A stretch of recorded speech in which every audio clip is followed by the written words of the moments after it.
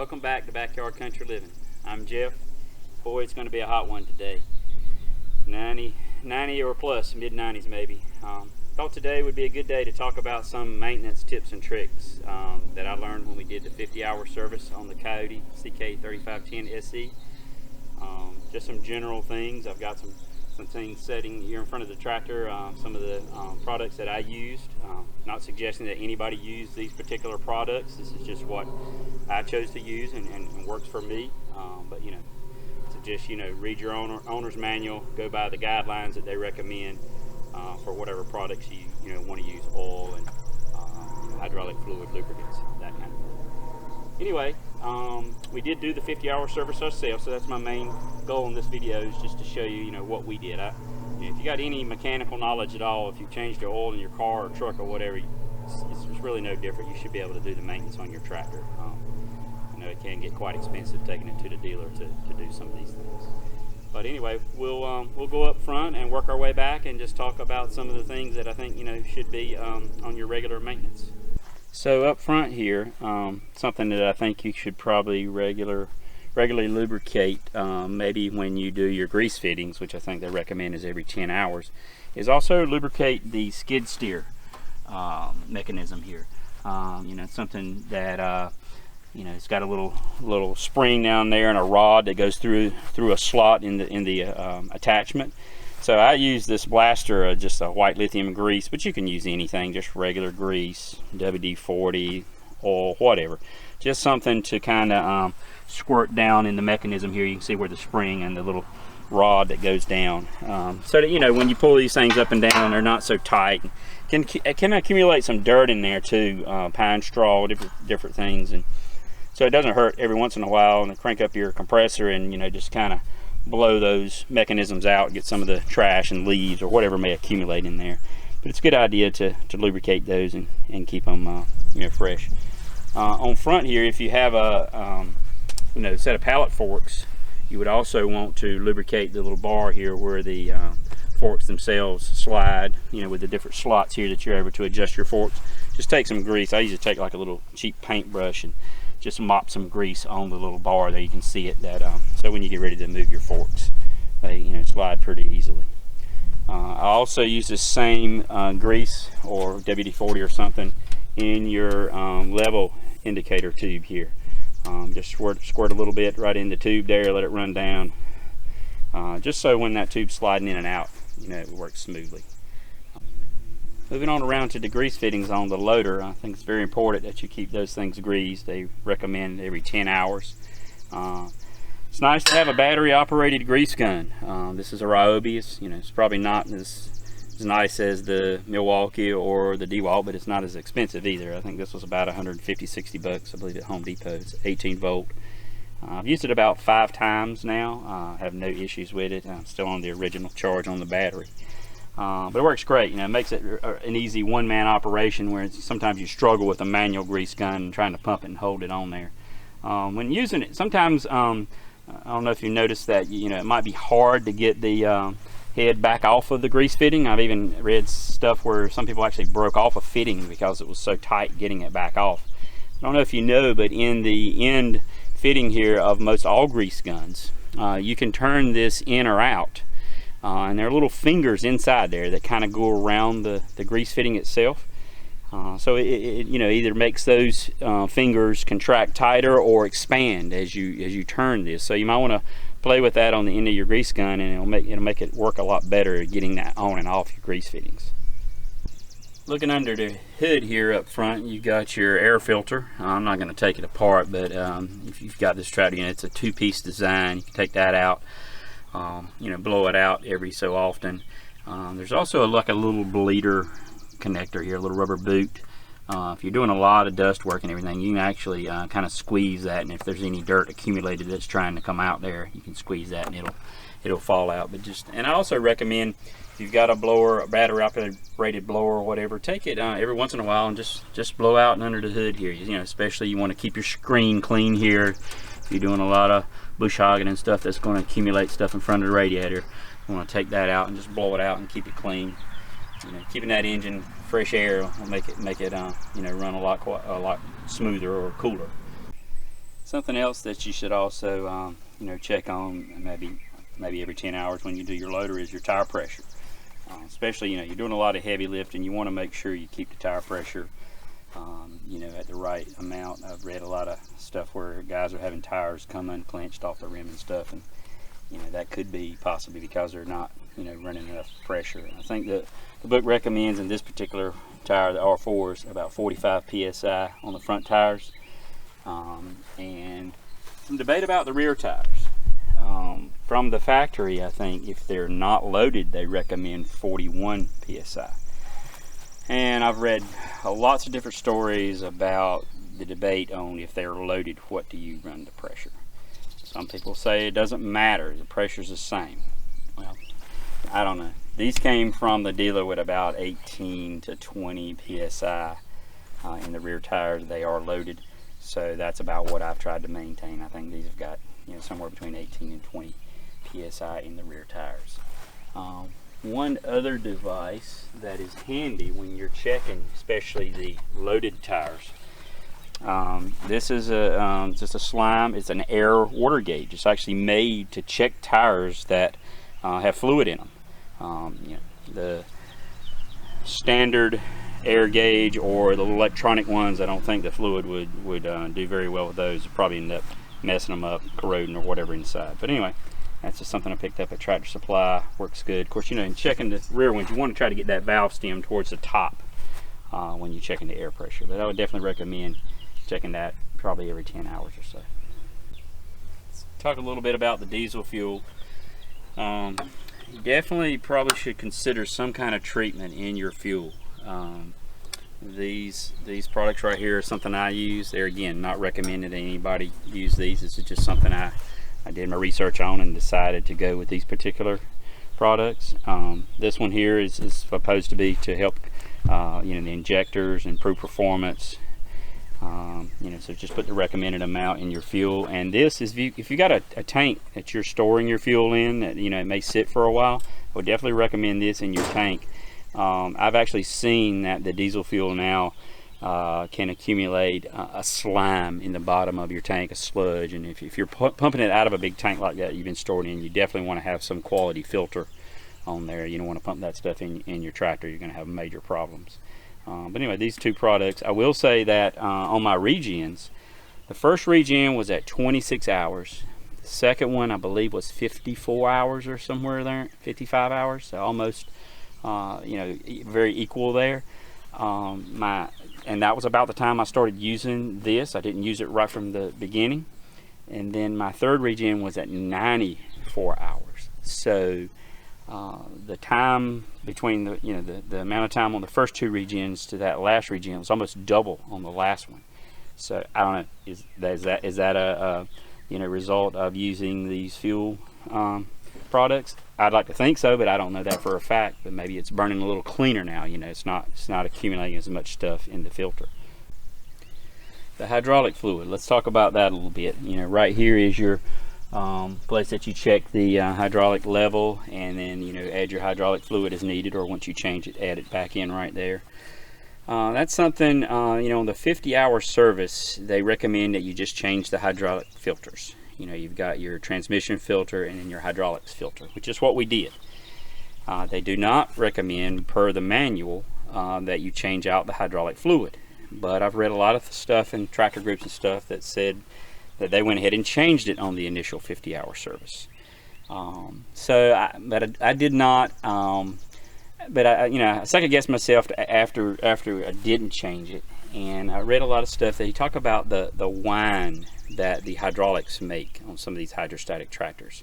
The transmission when you're driving, and also when you're using your loader, you kind of hear that whining noise as you move it up and down. And I thought that was just normal how the hydrostatic stuff does. But then I started reading a lot of comments that said when they changed their initial fluid from the factory, the whine basically went away. So that's when I really started second guessing, and I said, you know what, it's gonna cost me an extra set of filters, but at 100 hours I'm gonna go ahead and change out the hydraulic fluid. So this is the fluid that I chose to go with. I got this at Tractor Supply. It was definitely a little hard to find, but This is a fluid that says it's the same as the Mobile Fluid 424, which they recommend in the owner's manual. So I went ahead and drained all the fluid out, changed the filters again, and talking about the filters, you're right, they definitely are difficult to get off. I got this filter wrench from Tractor Supply. I'm not sure what the maker or the model. I wish I would have saved the package. But getting under the tractor, and we'll get down there a little bit and look a little closer. Putting this band wrench around it, and then sometimes if you got one of these little rubber, it's almost like you use in the house to get jar lids off with, or if you just use your glove that's got the rubber coating, and you use that offhand as an assistant to, as you're trying to turn that filter, also, you know, assist with something that'll grip the end of that filter. I really didn't have that much trouble getting them off. I mean, yeah, they were tight, but not the extreme where I've read where some people just had to tear the filter apart to get it off. It wasn't that difficult. We drained all the hydraulic fluid out, and I actually went to Walmart and bought this tub. It's at 32 quarts, so it holds 8 gallons. I think per the manual there's about 5.8 gallons of hydraulic fluid in the tractor.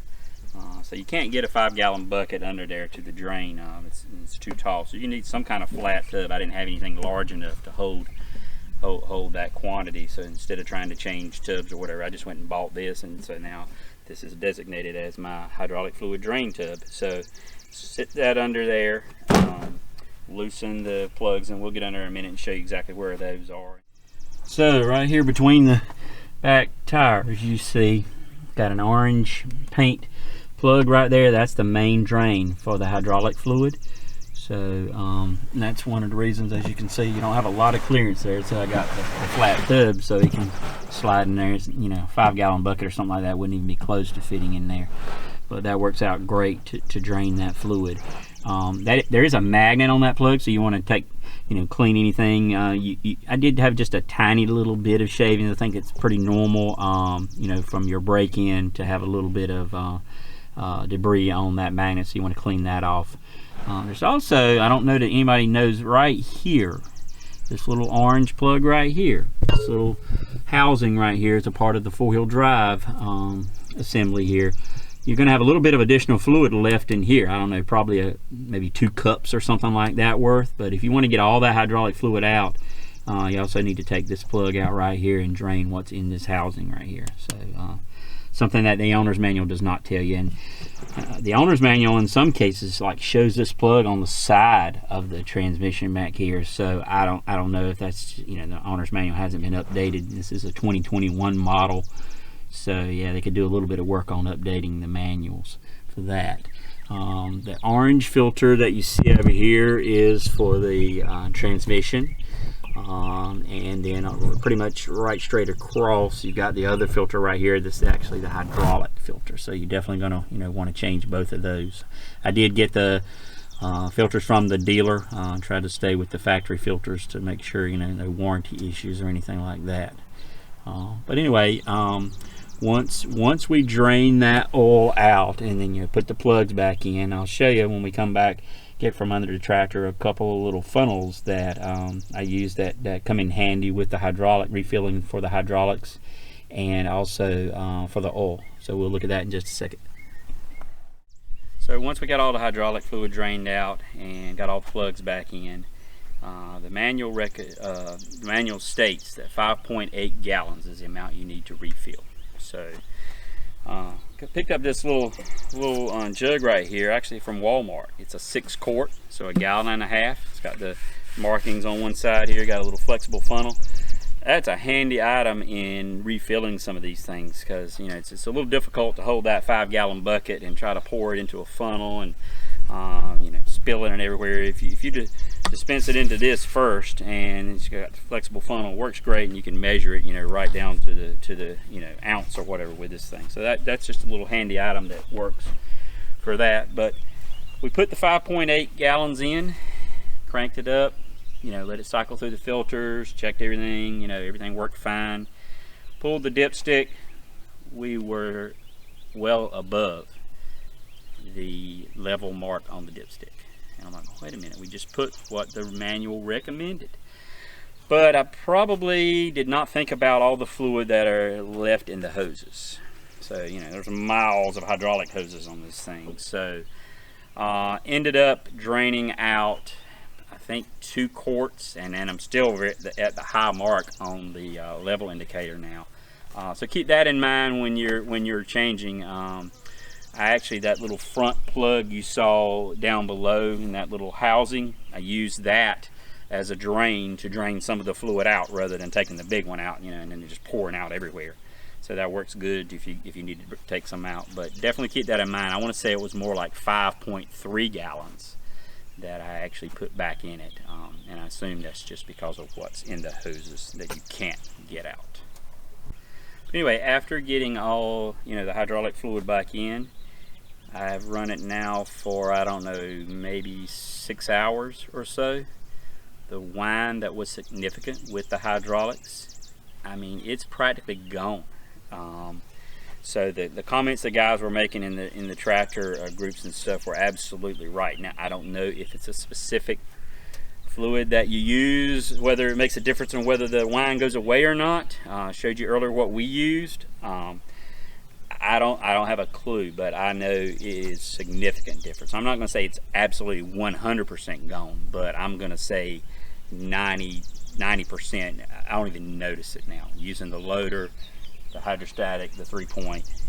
So whatever that initial break-in fluid was, it definitely caused the hydraulic pump or whatever to make a whine. That is gone. So on the oil change, this is the oil we use. There again, not telling you to use this oil. This is what I've always used on my older Massey I have. I've always used the Shell Rotella 15W40 heavy duty diesel engine oil. That filter there again, it was a little difficult to get off. Right here's your oil filter, but it was not extreme. I used the same filter wrench that I use for the hydraulic filters. You know, drain that out. There are 2, most of you know there's a split pan under here, so you have 2 drain plugs right on the bottom of these pans here. Make sure you drain both plugs there to get all the oil out. One thing that I did pick up that was handy in not only for the oil but the hydraulics and everything, and you'll see on the front axle here, these funnels. One's just a long neck. I think I got that from Harbor Freight. I actually got this off Amazon or eBay. It was about 10 bucks, an offset funnel. Some of these fill plugs or ports, should I say, are as you can see right here, right down in here is the fill for the oil. It's not the easiest thing to get to. Not even easy to get the actual cap out, but the long one or this offset, as you can see, goes right in there. Same thing down here with like the front axle. It's kind of back up under the frame a little bit, so that offset funnel works really good. I really that's something you ought to invest in. It just makes it very easy. But I mean, this one will work as well, but you almost kind of got to bend it in some cases to get back up under there. But just a couple little things that make life a little easier. Have not changed anything on the fuel filter yet. It's not up for that point on the hours yet. I've not had any problem with moisture or anything having to drain anything out of the fuel filter. So far everything's been good there. So we also changed the front axle oil on the 50-hour service.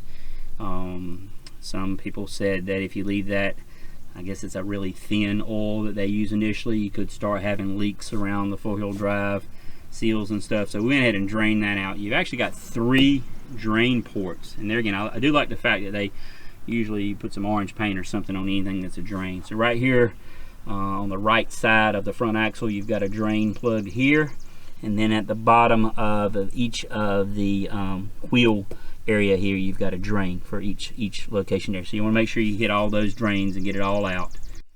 So once we got that front gear oil drained, this is what we went back with. I think any 80-90 weight gear oil, you know, is probably acceptable, but this is the one that we decided to put back in there. And you know, right here on top is your fill for that. And I'll show you one little trick I did here. We take this out.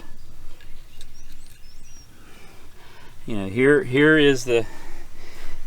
You know, if you get like me and you can't hardly see, it's very difficult to see the level. So what I did is on one side of the stick, I took a Sharpie and just painted it black or colored it black. And if you know, you might have to kind of move your head and get in the right angle there, but it's very clear to see the line on there now.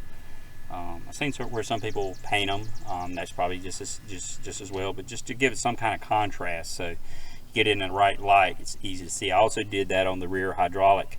It's a little easier to see on the oil. It's a little longer area, but I don't think, it may wear off eventually, but I don't think that little bit of Sharpie ink there or whatever is going to hurt anything. So one other thing I wanted to mention that I've seen a lot of comments in some of the tractor forums and groups and online. People complain that the KIOTI logo does not line up centered, straight across when the front wheels are straight, and that's just a byproduct of this is hydrostatic steering. It's not your just power steering like you have on a vehicle or some of the older tractors or whatever. So, with it being uses the same hydraulics, the same fluid, everything that the transmission and the hydraulics for the loader, everything is used to steer the tractor. So it's not uncommon that this logo will be in a different spot. Very regularly, it's never going to be in the same place when the front wheels are straight. So that's just a fact. There's nothing wrong with it. That's just how it works. One thing I forgot to show you on the last video when I did the review, I mentioned to you that I had added some LEDs on the ROPS here for the front, and then a rear work light. And right under here is where I ended up putting the switches for those. This is there were already some holes here from the existing bracket the old toolbox used to be on. So it was easily, that way I didn't have to run the wires all the way back up to the dash and drill holes in that. So right there, just little rocker switches. This one more towards the front works the LEDs that are for the front, and the one at the back here works the one for the work light. And they do run through the master switch, so you have to have the ignition on for those. Just thought I'd point that out, where it's just a convenient little spot to put something there. You didn't have to drill anything, and the wire's easy to hide and run right with the rest of the wires there. So anyway, that's going to do it for this video. Hope you enjoyed it. Just showing a few things that I've learned as I've had this tractor a little over a year now. Kind of wish I would have got doing the some of the maintenance on video, but kind of came up with the idea about doing the videos after we had already done the maintenance. So just going back now, reviewing some of the things that I learned during the process. But anyway, I want to thank my son Spencer. He's been handling all the camera work. Found out that's probably the biggest job in this, is the camera and the editing. Doing the actual talking and reviewing is not that big of a deal. But anyway, I hope you like it. On our future videos, hopefully now we'll start getting into more actual projects. It's kind of got through with all looking over the tractor and maintenance scenarios, so maybe we'll get to some doing some actual projects and things with the tractor and around the property. Anyway, hope you liked it.